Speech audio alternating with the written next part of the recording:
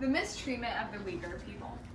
Copious forms of mistreatment of China's ethnic group, the Uyghur population, by the Chinese government have been documented by multiple nonpartisan, objective sources. This documented mistreatment includes human rights violations as defined by the UN's UHDR, the Universal Declaration of Human Rights.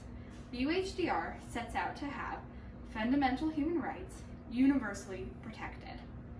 As a member of the UN, a country is actively incentivized to follow the UHDR's preamble's principles.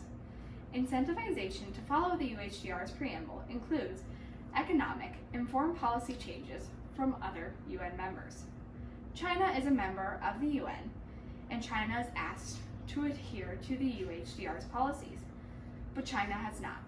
They have committed human rights violations against the Uyghur people. A violation of human rights is defined in the UN and is available on the UN's website.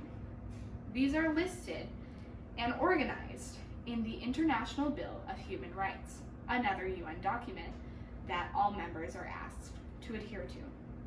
The beginning of the International Bill of Human Rights starts with 30 articles. The Chinese government has violated these articles. All of this information is available on the UN website.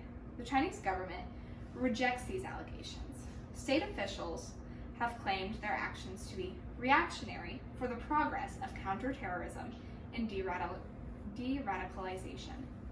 The General Secretary of the CCP, the Chinese Communist Party, Xi Jinping, has labeled his policies as totally correct and promised more efforts to create a Chinese national identity aligning to that of Han society into the Uyghur people as well as other largely Muslim minorities. Xi Jinping's policies include direct violations of human rights, all listed in the International Bill of Human Rights. For example, Article 21, subset 2 states, "No one may be compelled to belong to an organization."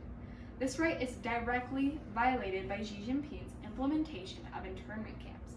The Chinese government refers to these internment camps as vocational education and training centers. However, several human rights organizations, such as the Human Rights Watch and International Investigative and Reporting Human Rights Organizations, have stated that these vocational camps are used to indoctrinate Uyghurs people into traditional Han society. The Human Rights has also reported alleged allegations of abuses including mistreatment, rape, and torture. The Chinese government has been accused of these violations of the Uyghur people. But who are the Uyghur people? They are a minority group of Muslims in China that speak their own language. They view themselves as culturally and ethnically close to that of Central Asian nations. The Uyghurs in China are predominantly in Xinjiang. The Uyghurs feel their culture is under siege. They fear their lives and livelihood are under threat of erasure. Xinjiang, the region in northwest China that homes 11 million Uyghur people. The Uyghurs have protested against their experienced oppression. Imprisonment of Uyghurs into re-education camps began in 2017 as a reaction to their protest.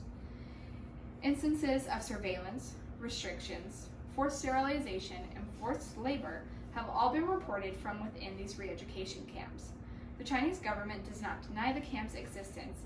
Instead, Chinese officials reiterate that these camps are for vocational purposes and that surveillance is necessary to prevent terrorism attacks. These instances of human rights violations are concurrent with a larger crackdown on political dissent against Xi Jinping's authority. Xi Jinping is now the president. China's actions under his authority have been both celebrated and condemned by different members of the UN. The UN disagrees on what course of action should and can be taken. Some members suggest states discourage China's actions through major economic sanctions. Implementing high tariffs will result in the Chinese economy being negatively affected.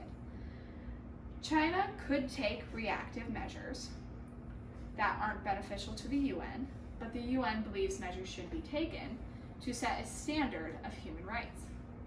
While negatively affecting their economy may result in a form of Chinese retaliation, it is less likely to negatively affect them in a substantial manner, such as Chinese military retaliation.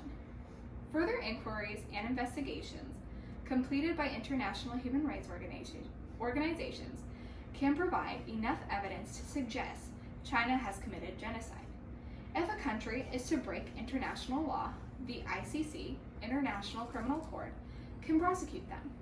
As a member of the UN, states can aid the efforts of human rights organizations to retain information about Chinese activities in regard to Uyghur people's treatment. By aiding these efforts, states believe they can bring about enough evidence for the ICC to pursue a case and possibly prosecute. It can be suggested that this action will result in Chinese retaliation, but acting in a group like the UN will dole out responsibility of its actions and therefore dole out retaliation. The Uyghur people are a minority Muslim group in China facing human rights violations under the Chinese government. These violations are in violation of UN policy, and China is a member of the UN. They're actively disregarding UN conduct. Despite an ununified front from the UN now has a High Commissioner of Human Rights, and they have announced that they plan to visit China, expected in May 2022. This visitation will allow for allegations to possibly be validated and to promote legal culpability of China's actions.